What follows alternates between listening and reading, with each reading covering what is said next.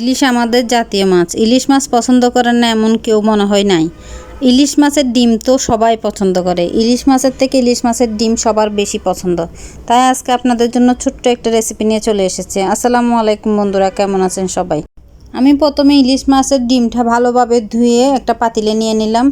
দিয়ে দিলাম পরিমাণ মতো একটু লবণ আর একটু হলুদের গুঁড়া দিয়ে আমি ডিমটা 5 মিনিট মতো রান্না করব। বেশিক্ষণ রান্না করব না, বেশিক্ষণ রান্না করলে ডিমটা শক্ত হয়ে যাবে। সেটা আমি আবার পরে রান্না করব, তো তাই আমি বেশিক্ষণ রান্না করব না, 5 মিনিট আমি রান্না করব। রান্না তো কম বেশি সবাই করতে পারে, আমি কিভাবে রান্না করি তাই আপনাদের সাথে শেয়ার করতেছি।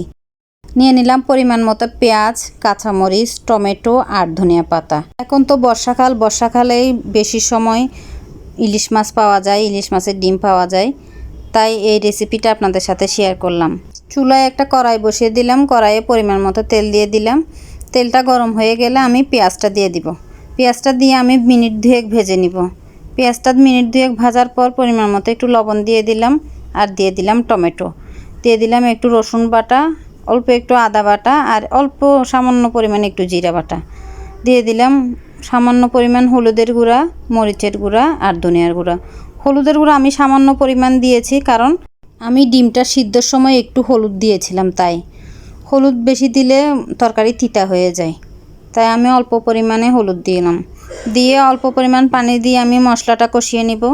আর অন্যদিকে আমার ডিমটা সিদ্ধ হয়ে গেছে, আমি এখন পিস পিস করে নিব। একটা চামচের সাহায্যে আমি টুকরা করে নিচ্ছি, ছোট ছোট টুকরা করতেছি এই সাইজের। আপনারা চাইলে ছুরির সাহায্য করতে পারেন, আমি চামচের সাহায্য করতেছি। আমি এখানে যে পানিটা আছে ওটা ফেলে দিব না, এটা আমি ব্যবহার করব। অন্যদিকে আমার মশলাটা কষানো হয়ে গেছে, এখন আমি ডিমগুলো দিয়ে মশলার সাথে 5 মিনিট কষিয়ে নিব। ওই ডিমের পানিটাও আমি এখানে দিয়ে দিলাম, দিয়ে আমি কষিয়ে নিলাম 5 মিনিট মতো। আমার ডিমটা কষানো শেষ, এখন পরিমাণ মতো পানি দিয়ে আমি এটা রান্না করব আরও 10 মিনিট। ইলিশ মাছটা অনেকে খেতে চায় না, কাটার ভয়ে, কাটা বেশি থাকে তাই, কিন্তু ডিমটা আবার সবার প্রিয়। ডিমও তো সারা বছর পাওয়া যায় না, বর্ষার সময় শুধু পাওয়া যায়, তাই রান্না করে ফেলুন এইভাবে। আমার এই রেসিপি যদি ভালো লেগে থাকে লাইক কমেন্ট শেয়ার করে পাশে থাকবেন, আর সবাই বাসায় একবার হলেও বানিয়ে দেখবেন। আমার তরকারিটি রান্না শেষ, এখন আমি কাঁচামরিচ আর ধনিয়া পাতা দিয়ে মিনিট দুয়েক রান্না করেই নামিয়ে নিব। আমি একটু ঝোল ঝোল থাকা অবস্থায় নামিয়ে নিব, কারণ এটা নামানোর পরে আর একটু ঝোলটা টেনে যাবে। আমার রান্নাটি শেষ, এখন আমি চুলা থেকে নামিয়ে নিলাম।